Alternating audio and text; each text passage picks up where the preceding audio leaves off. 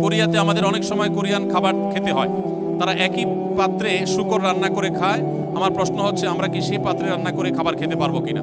কোনো পাত্রে যদি শূকর রান্না করা হয়, এরপরে সেই পাত্রটা ধুয়ে সম্পূর্ণ পরিষ্কার করে, তার কোনো আলামত নাই, নতুন করে সেখানে ধুয়ে পরিচ্ছন্ন করে ভালো তেল দিয়ে যদি হালাল খাবার রান্না করা হয়, সেই খাবার খাওয়া জায়েজ আছে, এটা হারাম না।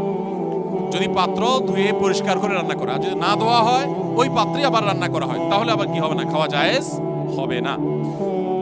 ঔষধের ভিতর যদি শুয়োরের কোনো উপাদান থাকে, তাহলে সে ওষুধ খাওয়া জায়েজ হবে কিনা?